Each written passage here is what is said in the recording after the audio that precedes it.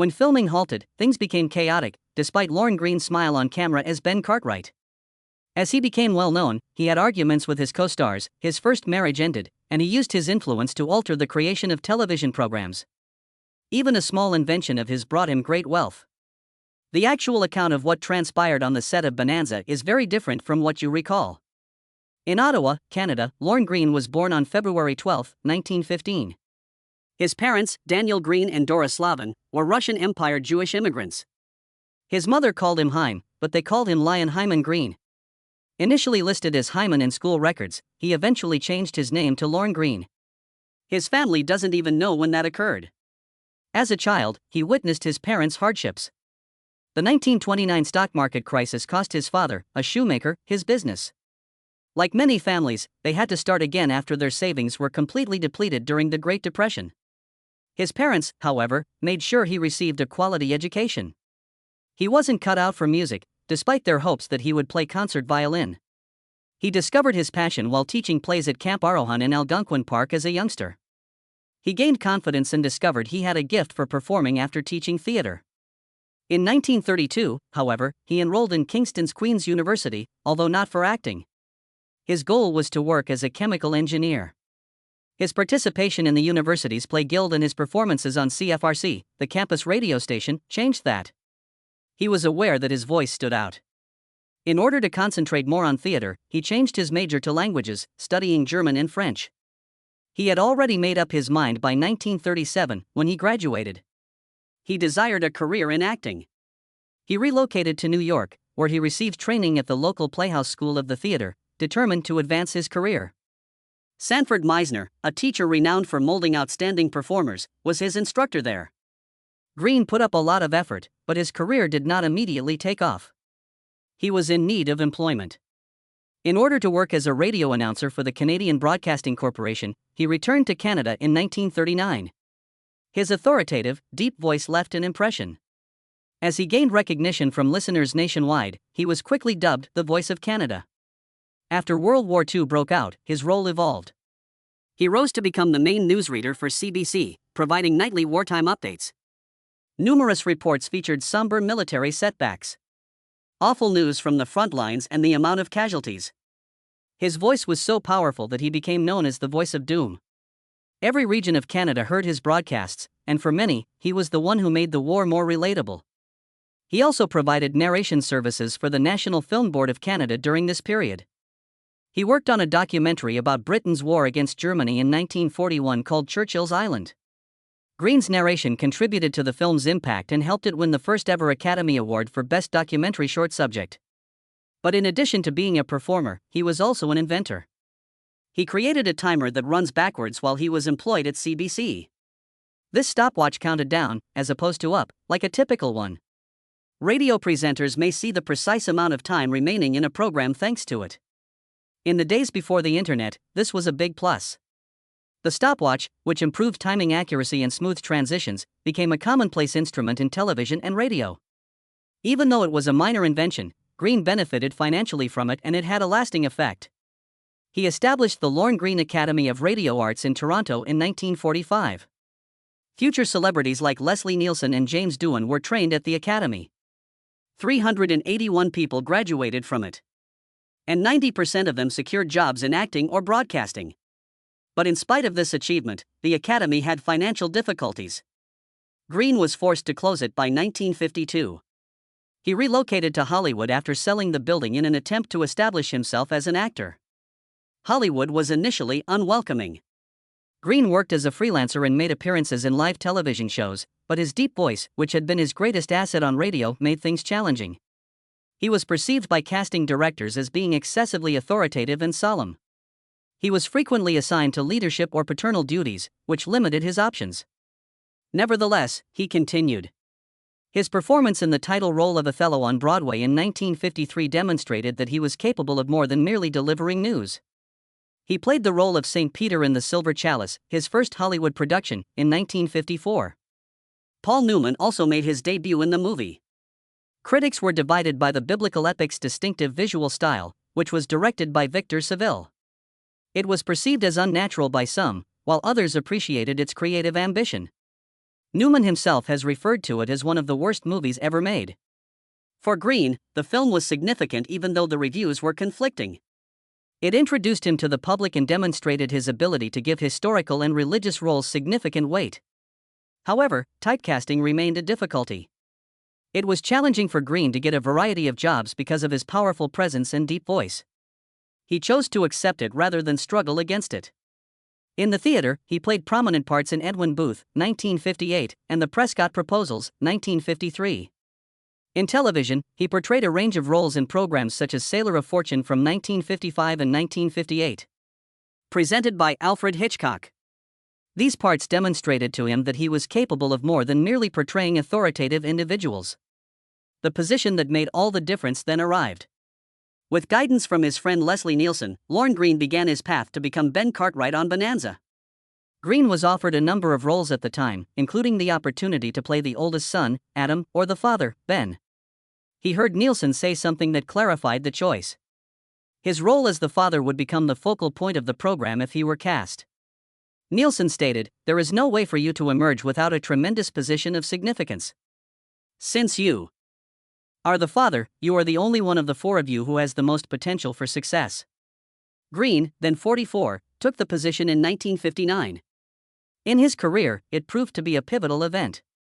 When Bonanza debuted on NBC on September 12, 1959, it was one of the first television shows to air in color.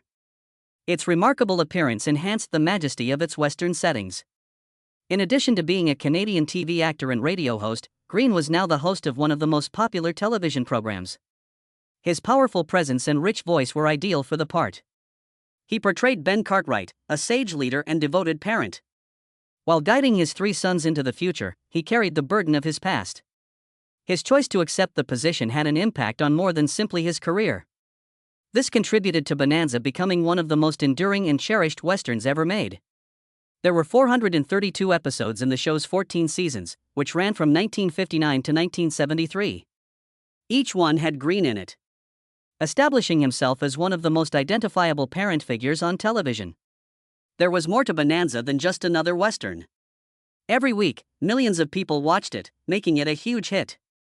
The plot revolved around Ben Cartwright, a widower who was raising three sons on the Ponderosa Ranch in the vicinity of Virginia City, Nevada. Because each boy had a different mother, they all had unique personalities, which allowed the show to examine various family relationships. Adam, played by Pernell Roberts, was a serious and intellectual man. Haas, portrayed by Dan Blocker, was a powerful and kind person. Michael Landon's character, Little Joe, was the youngest and most impetuous. Because of this cast of individuals, the show was about more than simply bandits and cowboys.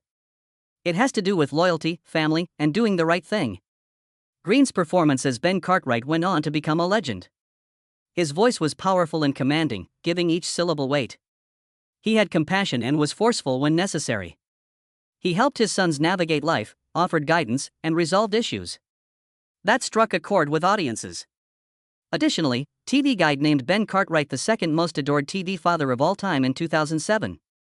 Greene gradually contributed to the character's development. Ben was severe in the early seasons and frequently cited the Bible. Although he was not scared to handle a rifle, Greene wished for him to be more than a rough and harsh rancher. He hoped that he would be kind and funny. This change helped Bonanza stand out from other westerns of the day and gave the character a more authentic feel. In addition to molding his own part, Greene had an impact on the show's course. He thought Bonanza could be more than action and shootouts. His goal was for it to convey morality and family-related stories. As a result of his influence, the show addressed subjects that were innovative for their day. In the 1964 episode Enter Thomas Bowers, Bonanza depicted an African-American opera singer in Virginia City who was subjected to discrimination in order to discuss racism. Other programs looked at anti-Chinese prejudice and interracial marriage. The social shifts that were taking place in the 1960s were mirrored in these tales, while adhering to the moral and ethical principles of the program. Greene thought Bonanza could endure because it wasn't only about action and that audiences responded well to emotional narrative. It focused on the character relationships. Reruns continued to keep the show alive for generations of new viewers after it finished in 1973, and that strategy helped it remain popular for 14 years. But Greene did more than just act while he was on Bonanza. With the release of Ringo, a spoken-word song about an outlaw, in 1964, he unexpectedly rose to fame as a musician. Greene told the story in his deep, dramatic voice over a Western-style instrumental backdrop rather than singing. It was adored by audiences. The name Ringo attracted notice at the time, when Beatlemania was sweeping the globe. After hearing the song, some stayed for the story, even though they believed it had something to do with Ringo Starr. Ringo was a big success. On the Billboard Hot 100 list, it peaked at number 1 on December 5, 1964. The RPM Top Singles list in Canada was likewise topped by it. Greene was now among the select few performers in history to have both a number 1 single and a popular TV series. Ringo's popularity resulted in more recordings. As a result of his Western identity, Greene published a number of albums. Like the traditional cowboy ballads of Marty Robbins and others, his music blended Western and country themes with narrative. He suited the style perfectly because of his deep voice. Television and entertainment were forever changed by Lorne Greene, from the time he followed Leslie Nielsen's counsel to the years he spent transforming Bonanza into something significant. He was more than a mere actor portraying a cowboy. He knew what made a great character and a terrific play, and he was also a musician and storyteller. Bonanza's main character, both on and off screen, was Lorne Greene. His impact extended beyond his acting career, as he portrayed Ben Cartwright, the Cartwright family's sage and well-respected father. He grew close to Dan Blocker and Michael Landon, his co-stars. They viewed him as a father figure and mentor in real life as much as in character. They even collaborated on music, creating albums, and went on tour because of how close they were. With Pernell Roberts, things were different. On the show, he played the oldest son, Adam Cartwright, but he never felt comfortable. Actor Roberts, who had classical training, desired challenging, thought-provoking parts. For him, Bonanza was too straightforward and repetitious. The script was openly attacked by him. Disliking to play a character who always followed his father's direction, he called them artistically compromised. He became irritated with Greene, who took his position as the head of the household very seriously. After 6 seasons, Greene tried to persuade Roberts to stay, but he had already made up his mind. In 1965, he departed from the show in search of challenging work. Roberts had disagreements with Michael Landon as well. The relationship between the two was tense and full of criticism of one another. In public, Landon frequently made fun of Roberts, and Roberts wasn't afraid to cast doubt on Landon's acting abilities. The already challenging position was exacerbated by this tension. Following criticism from viewers, the show's creators thought about replacing Roberts with a new Cartwright, but they soon changed their minds. As an alternative, they debuted new characters like David Canary's Candy, a ranch hand. In order to bridge the gap, stayed a constant presence on set despite all of these changes, keeping the group together and preserving the cozy, familial ambience that made Bonanza unique. Lorne Greene's life was influenced by 2 marriages that represented distinct phases of his development. He was still establishing his profession in 1938 when he married Rita Hans for the first time. Belinda Susan Bennett and Charles Greene, their twins, were born in 1944. Together, they created a life for over 2 decades. However, when Greene's notoriety increased, the pressures of Hollywood caused a rift between them. By 1960, their marriage ended in divorce, right as Bonanza was making him famous. Greene and Nancy Deal were married a year later. She had a great vision for change and was both an actor and a political activist. In 1968, their daughter, Jillian Dania Greene, was born. This marriage lasted to the end of his life, in contrast to his first. Nancy wasn't merely a helpful spouse. In her own way, she was a powerful figure. In addition to working directly with legislators to promote women's rights and foreign policy reforms, she co-founded the National Women's Political Caucus. Later, she used her position to push for global change by founding the Women's Institute of International Relations. His first marriage dissolved as his career took off, but his second marriage endured through his years as a television star and beyond. For 26 years, Nancy stood by his side, helping him at every turn. In his later years, she remained by his side despite his health issues. Greene had surgery in 1987 for ulcers, but problems ensued. With Nancy by his side, he died on September 11. Despite his professional success, he never allowed it to overshadow his position as a father. A later biography of him, My Father's Voice, the biography of Lorne Greene, was written by his daughter, Belinda Susan Bennett. She included first-hand accounts of the guy behind the celebrity in her book. He always found time for his kids, even with the long hours he spent on set. He was friendly and gregarious at home. as a father first and foremost. His parenting style was a reflection of the strong, caring, and constantly watchful fatherly figure he played on TV as Ben Cartwright. He was devoted to his family outside of his own home. He developed close ties with his co-stars from Bonanza and even assisted them in starting businesses that made them millionaires by the middle of the 1960s. Lorne Greene played Ben Cartwright on Bonanza for 14 years. The show ended in 1973, and he was presented with a difficult question. Would the wise rancher stay his name forever, or may he adopt another persona? He took a bold step rather than remaining in the Western genre. He played Commander Adama in Battlestar Galactica, a science fiction series that was unlike from anything he had ever done before, in 1978. The program followed a group of human survivors as they fled from the Cylons, a race of machines determined to destroy them. They traveled through space under the leadership of Adama in quest of Earth, their new home. It was a significant change for Greene. He had ridden horses for years. He was now a starship's commander. He was first unsure of the role. Since he had never read science fiction, he questioned if a story this large could be successfully adapted for television. But he welcomed the start of the filming. Adama was more than just a leader in the military. He was a guy bearing the burden of a whole civilization, a father figure, and a protector. With an enormous $1 million budget per episode, the show was among the priciest productions of its era. It had intricate plots, spectacular special effects, and intricate space battles. Nevertheless, it only ran for one season, from 1978 to 1979. Despite the network discontinuing Battlestar Galactica due to excessive production costs, the show remained.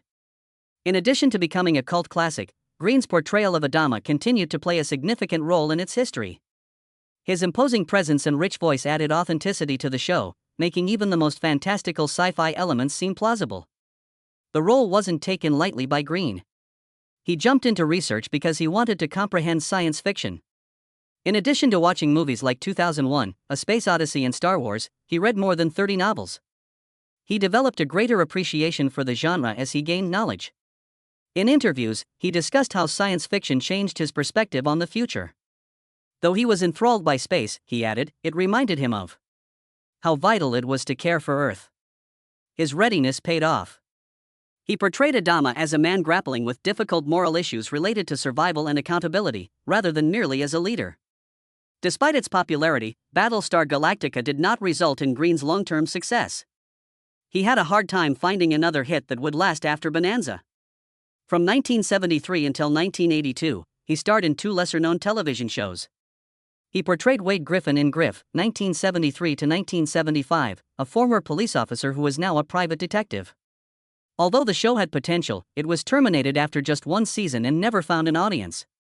Later, from 1981 to 1982, he played Battalion Fire Chief Joe Rochek in Code Red. Each episode of the Irwin Allen-produced program featured safety teachings and followed a group of firefighters. It was short-lived, like Griff. Greene was surprisingly passionate in music in addition to acting. His spoken-word ballad Ringo, about the outlaw Johnny Ringo, was released in 1964, during the height of his television success. It was a huge smash and peaked at #1 on the Billboard Hot 100. Greene possessed a voice that captivated listeners, which was uncommon for an actor to succeed in music. Portrait of the West, 1966, and Welcome to the Ponderosa, 1964, are two of the albums he recorded with RCA Victor. His powerful, deep voice made stories come to life, and his music was just as captivating as his on-screen personas. Despite his hectic acting schedule, he managed to find time for this interest. Because of his storytelling style and nostalgic appeal, collectors are still looking for his records today. Greene's passion for storytelling went beyond his work in music and theater. He developed a strong commitment to wildlife protection in the 1980s. He hosted Lorne Greene's New Wilderness, a multi-award-winning Canadian wildlife documentary series, from 1982 to 1987. His commitment to animal welfare, however, began far earlier. In private, he worked on efforts to save endangered species and donated to groups like the Humane Society. Although he didn't discuss it much, his close friends and family could tell how much he cared. His fame was utilized to promote his belief that it was everyone's responsibility to preserve the natural world. Before Star Trek, William Shatner was a young man attempting to establish himself in Canadian theater. That's how he got to know Lorne Greene. In the 1950s, the two collaborated at the Jupiter Theatre in Toronto. Shatner was taken under his wing by an accomplished actor who recognized his promise. He gave him helpful guidance on living in the entertainment business in addition to teaching him about acting. Shatner first learned about stock trading from Greene in 1955 while he was employed at the Stratford Shakespeare Festival. The actual lesson was about resilience, even though the investment didn't work out.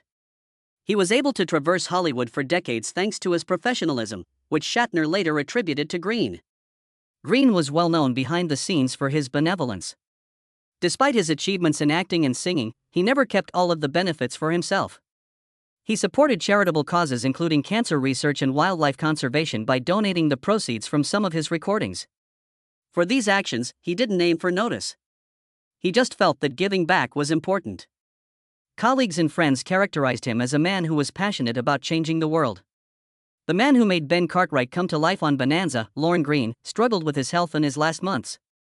He was taken to Santa Monica's St. John's Hospital in August 1987 for urgent surgery. After discovering a perforated ulcer, the doctors performed surgery to fix the damage. He first appeared to be getting well. However, pneumonia then struck. It is a risky condition for anyone, but it is particularly deadly for someone his age. His condition quickly deteriorated. He was in need of a ventilator by August 30 in order to breathe. The doctor did his best, but on September 11, 1987, he died. 72 was his age.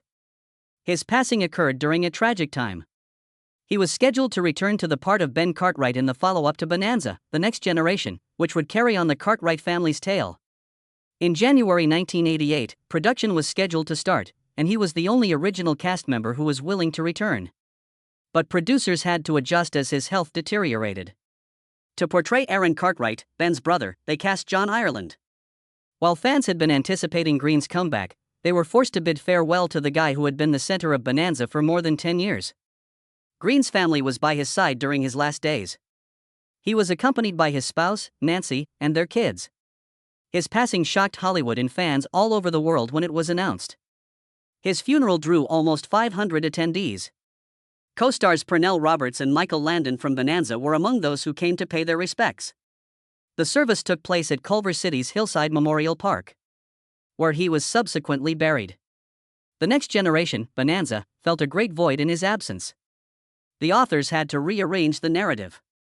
The producers had to reconsider their original plan for the follow-up. Although many fans felt that John Ireland tried his best in the part, it wasn't the same. The focus of Bonanza had always been Ben Cartwright. It was not the same without Greene. There were tributes from all across the world. For years, the show had been broadcasting around the world, and many fans had grown up watching Greene as the steady and wise Ben Cartwright. A surge of nostalgia followed his passing.